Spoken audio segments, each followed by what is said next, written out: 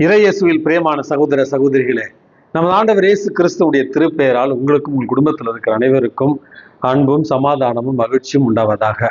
அன்புமிக்கவர்களே, June மாதம் 2ஆம் தேதி தாயாம் திரு அவை மறைசாட்சியரான புனித மர்ச்செலினுஸ் மற்றும் புனித பீட்டர் இவர்களுடைய நினைவு நாளைத்தான் கொண்டாடுகிறது. அன்புமிக்கவர்களே, இவர்கள் இருவருமே திருச்சபையுடைய வரலாற்றில் 4வது நூற்றாண்டில் வாழ்ந்தவர்கள். இதுல புனித மர்ச்செலினுஸ் என்பவர் ஒரு குருவானவராக இருந்தார்.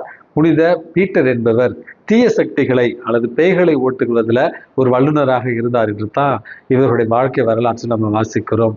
திருச்சபையுடைய தொடக்க காலத்துல வேத கலாபணி நடந்த அந்த ஒரு காலகட்டத்துல தான் இவர்கள் இருவரும் வாழ்ந்ததாகவும், இவர்கள் பணியானது ஏழை எளியவர்களுக்கும் மற்றும் வேத கலாபணியில பாதிக்கப்பட்டவர்களுக்குமாக இருந்தது. இதை அறிந்த அரசன் டயக்லிஷன் என்பவன் இவர்கள் இருவரையுமே அழைத்து கிறிஸ்துவை மறுதலிக்க சொல்லுகிறான். இவர்களை சிறையில் அடைக்கிறான். சிறைக்கு சென்ற இருவருமே அங்கு சிறையில் அடைக்கப்பட்டிருந்த தண்டனை கைதிகளாக இருந்த கிறிஸ்தவர்களுக்கு இயேசுவை பற்றி அறிவிக்க ஆரம்பிக்கிறார்கள். சிறை கைதிகளை மனமாற்றுகிறார்கள். இதனுடைய ஒரு காரணமாக அரசன் இவர்களை மறுபடியும் தண்டித்து ரோமை தெய்வங்களுக்கு வழிபாடு செய்யவர்களை அழைக்கிறான். இதை மறுக்கவே இவர்கள் இருவரையுமே அவர்களுக்கான சவக்குழிகளை தோண்ட செய்து அந்த சவக்குழிகளில் இவர்களுடைய தலையை வெட்டி அவர்களை மறைசாட்சியாக கொலை செய்து அடக்கம் செய்தான் என்று தான் இவருடைய வாழ்க்கை வரலாற்றில் நாம் வாசிக்கிறோம்.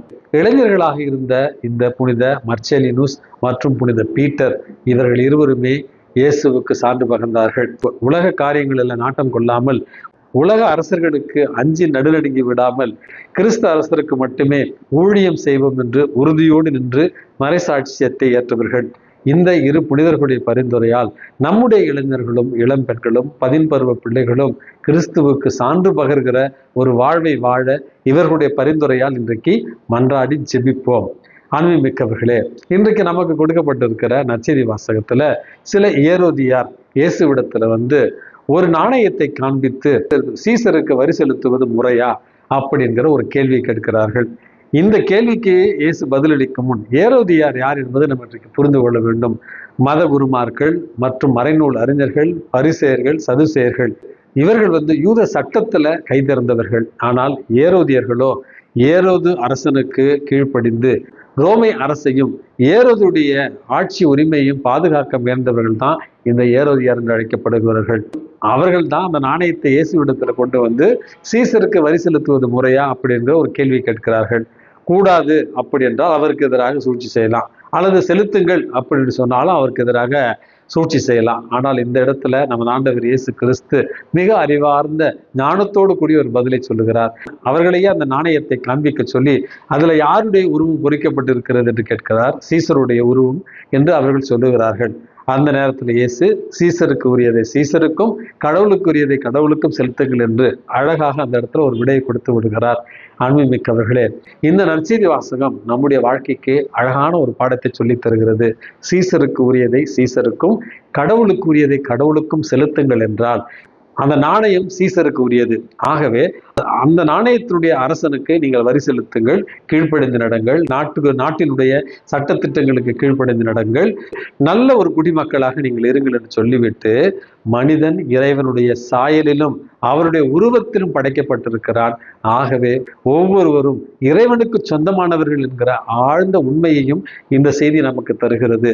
அப்படி என்றால் உலக போக்கான ஒரு வாழ்வை மட்டும் வாழ்ந்து விடாமல் தனிப்பட்ட முறையில அழைக்கப்பட்டிருக்கிற ஒவ்வொரு கிறிஸ்தவனும் நான் கடவுளுக்கு சொந்தமானவன், ஆகவே என்னுடைய வாழ்க்கையில கடவுளுக்கு மட்டுமே என்னுடைய முதல் வழிபாடு, கடவுளுக்கு மட்டுமே என்னுடைய கீழ்ப்படிதல், கடவுளுக்கு மட்டுமே நான் பணிந்து நடப்பேன், அப்படி என்று நானும் என் வீட்டாரும் கடவுளுக்கு மட்டுமே ஊழியம் செய்வோம் என்கிற அந்த வார்த்தைக்கு இணங்க வாழ வேண்டிய ஒரு செய்தியைத்தான் இன்றைய நற்செய்தி வாசகம் நமக்கு தெளிவாக தருகிறது.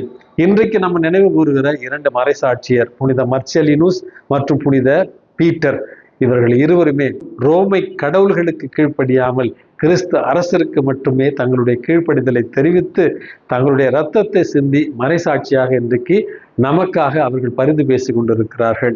திருச்சபையுடைய வரலாற்றுல, புனிதர்களுடைய வரலாற்றுல புனித மரிய கொரற்றி என்பவர் இந்த உலகத்துல பாவமான ஒரு வாழ்வை வாழ்ந்து ஒழுக்கமற்ற ஒரு வாழ்வை வாழ்வதற்கு பதிலாக இறந்து போவதே மேல் என்று கற்புக்காக போராடி கற்பின் மறைசாட்சியாகத்தான் அவரை நம்ம இன்றைக்கு அறிகிறோம்.